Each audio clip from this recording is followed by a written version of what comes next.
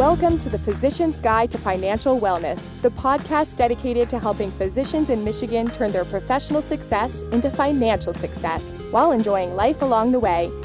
And now, here are your hosts, Andrew Mushbaugh and Trent DeBruin. Hi, everyone, and welcome to another episode of the Physician's Guide to Financial Wellness. This is Andrew Mushbaugh, and I'm joined, as always, by my co-host, Trent DeBruin. And today we're going to talk through what we view as the focal point of financial planning and what has an impact on essentially all of your financial decisions, which is your retirement or financial independence projections. I don't know. This almost feels like we're picking a favorite financial planning child here. Yeah, fair point. I think we need to avoid showing any favoritism. We love all financial planning areas the same.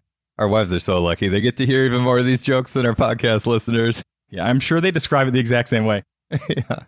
So we're not playing any favorites here, but the reason your financial or retirement projections are the focal point is because of the impact they have on so many decisions. When work becomes optional and you retire, how much to save or spend, how to invest, tax planning considerations, and the list goes on. And it'd be hard to argue that most people, whether they're approaching retirement or in retirement, want to ensure the money they have or will have in the future will be enough to quote-unquote last them throughout their life. And for the vast majority of people, they aren't in a situation where they can spend whatever they want and or retire whenever they want with absolute certainty, which is where retirement projections come to play. So we'll take a deeper dive into retirement projections by going through A, what a retirement projection is, the key factors and variables involved, and why it's important, which we promise the answer isn't just so you know when we can retire. And B, we'll elaborate on the different types of retirement projections you can run and the pros and cons of each. And C, lastly, we'll review how to interpret the results of retirement projections and when to check in and make adjustments if needed. So Trent, why don't you start us off with an overview? Sure. So at the most basic level, retirement projections consist of forecasting or projecting out into the future to see whether the combination of your investment assets and income sources will be enough to meet your spending goals in retirement without running out of money before the end of your life. Which, as a side note, when we run projections, we use age 94 for women and age 92 for men as a starting point. So that's a high-level overview, but as you can imagine, there are a lot more calculations and variables that go into retirement projections, especially when you're projecting out over multiple decades. We'll elaborate on some of these variables and calculations in a bit, but an important point to understand is that retirement projections are not an exact science, and trying to turn them into an exact science can result in disappointment because there's simply too many things outside of your control to have complete accuracy. A better way to think about a retirement projection is like a GPS. You enter a final destination and get an initial map of how to get there and the time it'll take, but there will inevitably be adjustments along the way due to things outside your control, like weather, accidents, issues with your car, kids needing to stop and go to the bathroom, etc. Since there's no crystal ball telling us exactly how the future will play out, we're left with a couple options. 1, hoping for the best, or 2, making a plan based on educated inputs and adjusting over time based on how things actually play out. By having a plan or creating a retirement projection, you give yourself a baseline starting point that allows you to see where you stand relative to your goals. In other words, you'll be able to see if your current path will result in you running out of money in your 70s, if your investment balance will continue to grow throughout retirement, resulting in leaving a large legacy behind when you pass away, or perhaps somewhere in between one of those two extremes. From there, you can work backward into the decisions you should be making today, and it allows you to have a sense of control because you're making intentional decisions based on your most educated guess of how things will play out over multiple decades. And when we say educated guess, that can feel a little uneasy because if you're like most people, you don't want your retirement to feel like a gamble in Vegas and instead want to know for sure if you're going to have enough money to last throughout your lifetime. However, the reality is that retirement projections and financial planning in general are a series of very well thought out, intentional, educated guesses that take into account all the information that's available to us today, then repeating this process over time and adapting as necessary. Now, there are certainly situations where it's black and white, like if Bill Gates spends $100,000 a year, he won't run out of money.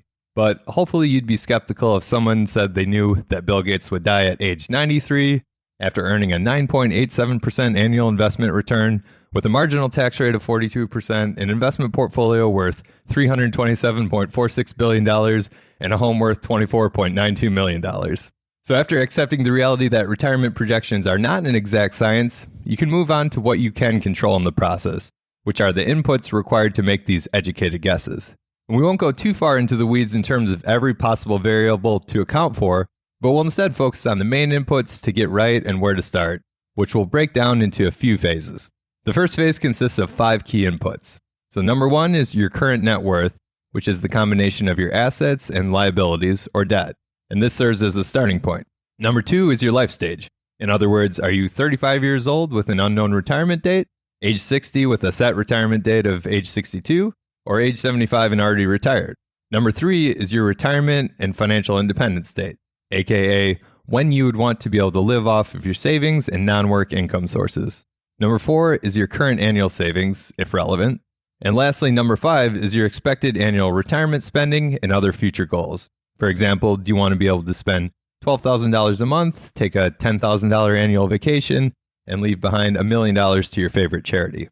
This is phase 1 and covers the core areas to focus on as the starting point, and it tends to be the most objective or clear of the inputs. As you move into phase 2, you realize there's more variability involved, and this is where the educated aspect of educated guesses starts to come into play. In phase 2, there are 3 additional inputs you need. Number 1 is your investment return. So will you assume a 5% return every year, a 12% return? Will this change over time? This is often where people want to start, but we view this as a phase 2 rather than a phase 1 planning area because of the unpredictability in any given year, much less how investment returns will play out each year over the next 30 plus years. But regardless of the uncertainty, you need to make a reasonable assumption, which in our projections, we use historical data over the past 80 to 90 years as the foundation for our inputs. Number 2 is inflation, which can feel especially relevant right now given what's happened over the past several months.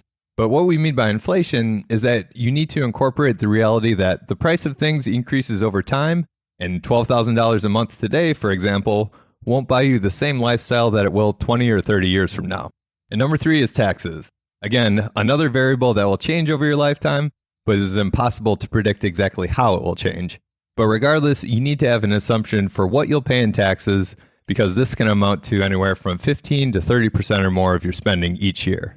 And the last phase, phase 3, is a catch-all bucket, which I'll just quickly touch on a couple other inputs to be aware of. One of these is the type of investment accounts you have and the order in which you withdraw from them. In other words, if you had $1 million of cash in a bank account and used that to fund retirement, you'd pay $0 in taxes, whereas if you had $1 million in a traditional or pre-tax IRA, you'd have to pay taxes on that money when you withdraw it and wouldn't truly have $1 million left over in your pocket to spend. Another consideration is the timing of when you start collecting Social Security.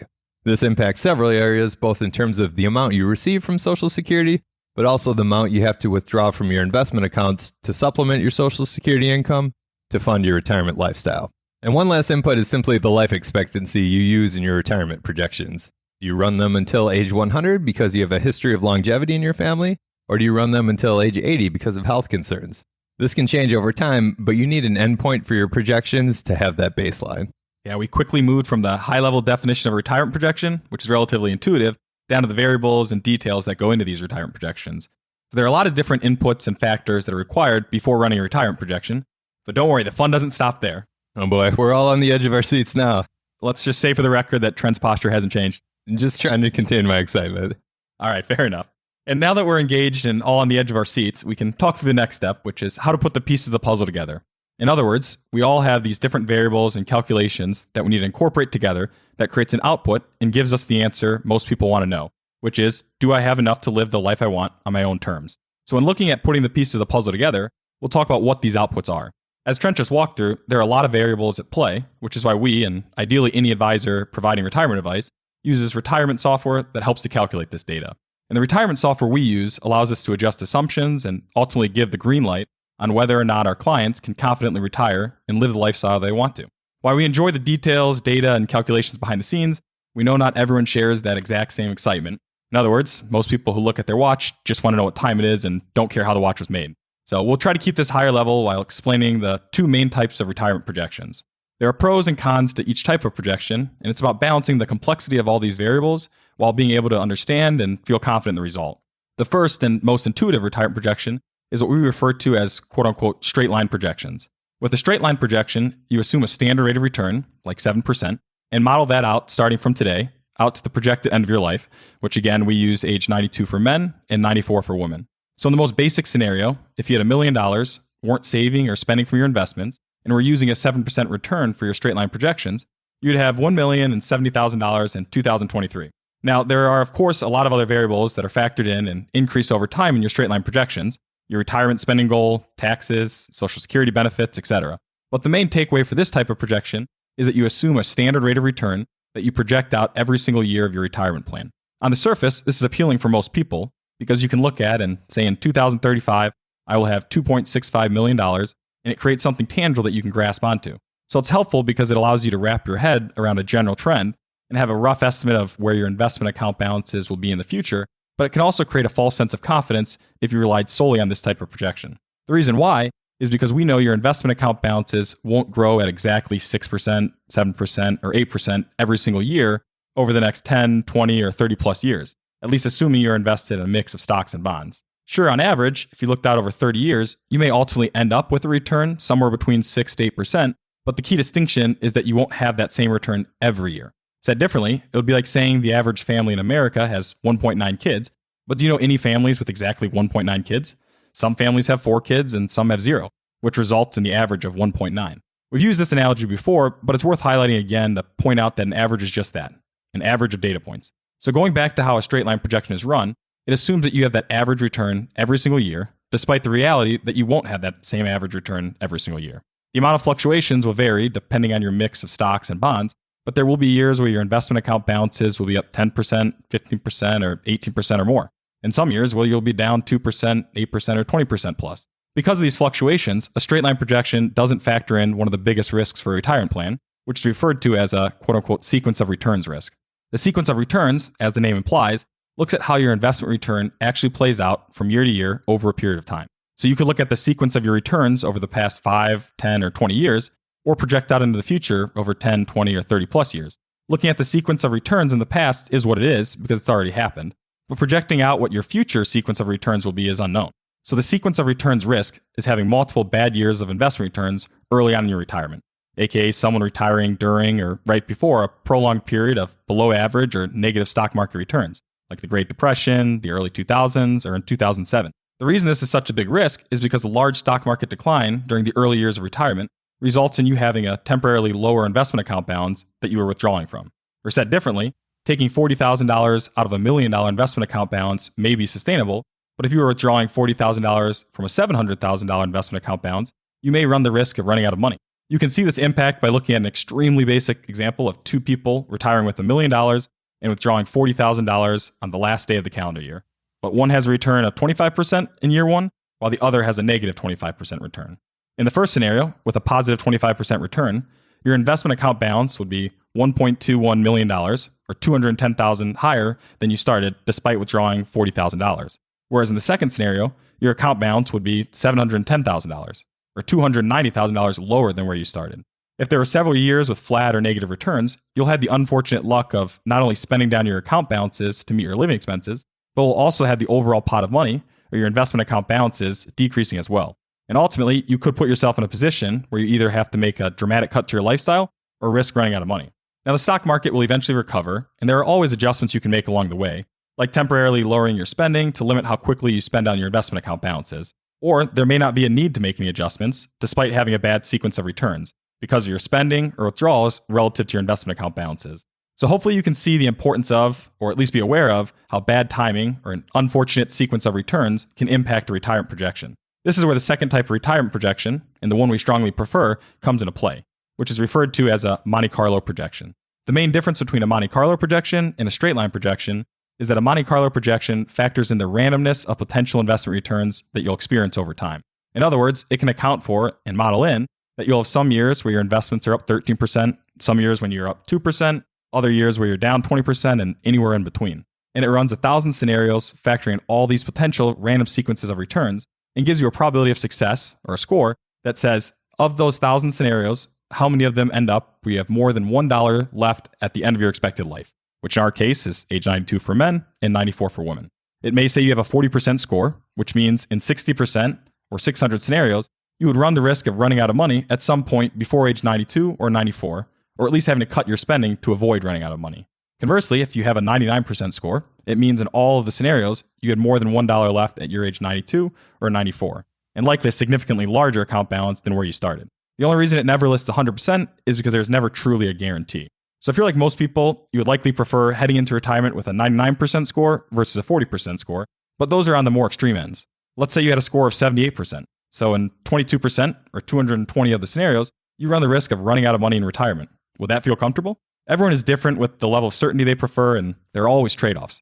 For example, do you work 5 more years or spend $30,000 less per year just to get to a 99% score or the guarantee that you won't run out of money during your life? Or do you retire today and accept the reality that you may or may not have to make changes in the future depending on how things play out with your investment returns? We'll touch on our opinion and the way we run retirement projections, interpret the results, and make adjustments. But the main takeaway here is that a Monte Carlo projection factors in and accounts for a very important variable, the sequence of investment returns, which is why we prefer and use this versus a straight line projection. Well, at this point, we apologize if we added even more ways to overthink the decisions heading into retirement, but given the number of variables and importance of the decision, unfortunately, it isn't usually possible to use a simple spreadsheet to get the answer or confidence level you want, unless we go back to that example of Bill Gates spending $100,000 a year in retirement. Yeah, should we just give that as our investment advice? What's that? Just become a billionaire and you'll be fine? Exactly. I guess this episode's done. Yeah, we probably should have led with that, but for all the non-billionaires listening to this episode, we'll finish by walking through how to interpret the results and make decisions with your retirement projections. As we mentioned earlier, most people don't care how a watch is made and just want to know what time it is, so that's the perspective we'll focus on here. We explained the 2 main types of retirement projections you can run, and while we look at both behind the scenes, we rely on and use the results from the Monte Carlo projections when telling our clients what quote-unquote time it is or where they stand relative to their retirement projections. The punchline or output from a Monte Carlo projection is that probability of success score, which Andrew just explained. And this is where you can sometimes have a flashback to school where maybe you were used to getting all A's and seeing a retirement score of 92% makes you feel disappointed with a quote-unquote A-. Or perhaps you're very conservative and even with a 98% score, the idea of potentially running out of money or having to adjust your lifestyle in 2% of the scenarios makes you feel uneasy. This is why it's important to add some color and zoom out to see the big picture when looking at and interpreting the results of any retirement projection. Yes, having a 99% score would be ideal in the sense that you won't have to worry about running out of money based on your current lifestyle. However, we don't view that as the goal. Instead, we prefer to target a score of around 85%. The reason why comes back to the idea of balancing enjoying life today and along the way without jeopardizing yourself financially in the future. Trying to adjust the variables like how much you spend when you retire or what you give to charity each year in order to get to a 99% score may result in you having to make unnecessary sacrifices today, like working more years or saving a lot more money each year, and because of that, missing out on potential life or family experiences, and will also likely result in you leaving behind a significant legacy or passing away with a much higher investment balance than you may realize. There's no right or wrong answer here. Some people want to have their last check bounce and spend every last dollar in retirement, while others want to leave behind as much as they can to their heirs or charity, but most people fall somewhere in between where they want to balance between the two. And with a score of 85%, assuming you check in on your plan and projections each year and are proactive with managing things, you're able to strike that balance while still having plenty of wiggle room to make adjustments if needed to avoid the potential 15% of scenarios where you run the risk of running out of money in retirement. In other words, why make potentially unnecessary sacrifices like working a couple extra years despite ideally wanting to retire tomorrow if you don't have to? We've mentioned this in the past, but there's a big difference between a retirement plan and retirement planning. A retirement plan is a one-time event, whereas planning is an ongoing process. It's no different with retirement projections. On the front end, you want to run projections to see where you stand, i.e., is your current retirement score at a 99%, a 40%, or an 85%? This allows you to either A, stay the course if you're content with the plan and on track, or B, make adjustments in either direction as needed. Over time, your retirement score will change. If the market rises 20% in the months after you run the first projections, your score may increase by a few percent. Whereas if the market falls by 20%, it may drop by a few percent. Ideally, you'd stay around or above that 85% score over time, but the trend is more important than any one point in time. If you retire with an 85% score and the market then falls over the next 2 months and your score moves to an 84%, that doesn't mean you immediately need to sell your house and cut your monthly expenses by a couple $1,000s. The goal is to avoid any prolonged periods where the market is going down and you're withdrawing an increasingly higher percentage of your overall investment portfolio. So in most scenarios, no changes are going to be required, but even if changes are eventually required, they'll be gradual if you're able to make them earlier on, as opposed to suddenly changing your lifestyle at age 80. By checking in at least annually on your retirement projections and score, you can get a read on any trends, like dropping from an 85% to a 78% over the course of a year. At that point, you can make a plan for how, if at all, to adjust. If you're already retired, maybe you skip a vacation for a year and temporarily cut back on spending a bit.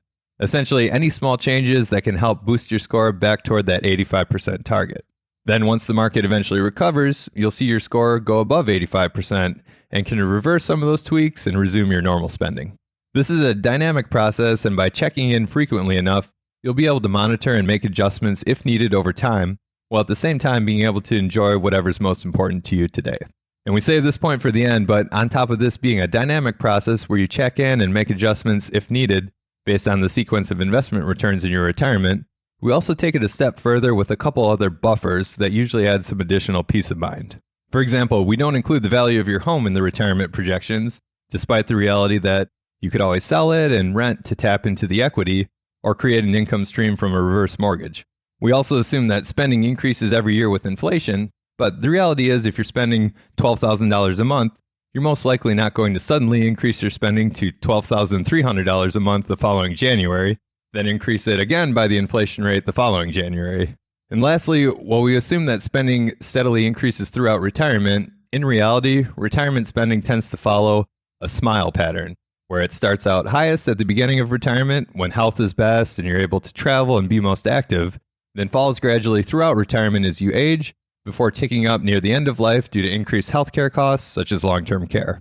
So it's important to build in additional buffers that can act as backstops, if for nothing else the peace of mind, but also to prevent you from making any unnecessary adjustments along the way or striving to reach that 99% score. Ideally, retirement is a period where you can enjoy the benefit of all the years spent saving and working hard, although we know this is easier said than done. Yeah, people often underestimate how hard it is to retire and internalize that you're financially secure than to actually be financially secure. Obviously, both are hard in their own way, but by running retirement projections and checking in on them each year, we found this is the best way for people to really embrace and internalize that they're going to be okay and are actually much better off than they think. Well, that's everything that we wanted to cover today, and hopefully it was helpful to understand the various inputs and variables that go into retirement projections, the different types of retirement projections, and how to interpret and make sense of the results. So to give a quick recap of what we discussed today, number one, a retirement projection at its broadest level is projecting out to see if the combination of your investment assets and income sources are enough to meet your spending goals without running out of money before the end of your life. But there's a lot more involved given the volume of variables, inputs, and unknown factors about how the future will play out. So you need to account for these, which means a retirement projection isn't an exact science and should instead be thought of as an ongoing series of well thought out and educated assumptions based on all the available information. Number two, there are two main types of retirement projections you can run, which use the same inputs and variables, but have a different way of modeling investment returns over time. A straight line projection assumes you will earn the exact same average return every year, whereas a Monte Carlo retirement projection factors in the reality that you will not have the exact same investment return every year, and instead will have a random sequence of possible returns, and it runs 1,000 scenarios based on those random potential sequences, thus giving you more confidence of possible outcomes and a better picture of where you stand with meeting your goals throughout retirement. Number three, we prefer using a Monte Carlo for our retirement projections because it paints a more accurate picture of reality. When running these projections, we target a score of 85% versus a 99% score because we feel it's important to balance enjoying today without jeopardizing your finances in the future. By being too far below 85% or targeting a 99% score, you may be in a position of unnecessarily sacrificing your decisions today, like working longer than required, or choices you'll have in the future, like needing to cut back on spending or risk running out of money. By having an 85% score before retiring and checking in each year to make adjustments if needed, as a result of your score going above or below that target, you're able to strike a healthy balance and avoid any unwanted surprises down the road. Well, thanks everyone for joining us for another episode of the show. You can find the show notes at the podcast page of our website, mdwmllc.com/podcast. And if you have any thoughts to share or questions you'd like to have answered, please feel free to shoot us an email at info@mdwmllc.com. Take care, everyone, and we'll look forward to talking to you again soon. Want even more ideas, tools, and resources on how to make smart financial decisions? Check out the resources section of MD Wealth Management's website at mdwmllc.com, where you'll find additional knowledge and insight from Michigan physicians, including a blog, ebook, and one-page guides.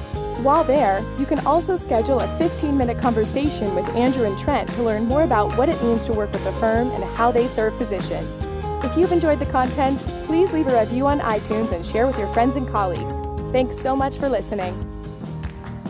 Andrew Mushbaugh and Trent DeBruin are certified financial planners, principals, and co-founders of MD Wealth Management, a registered investment advisory firm in the state of Michigan.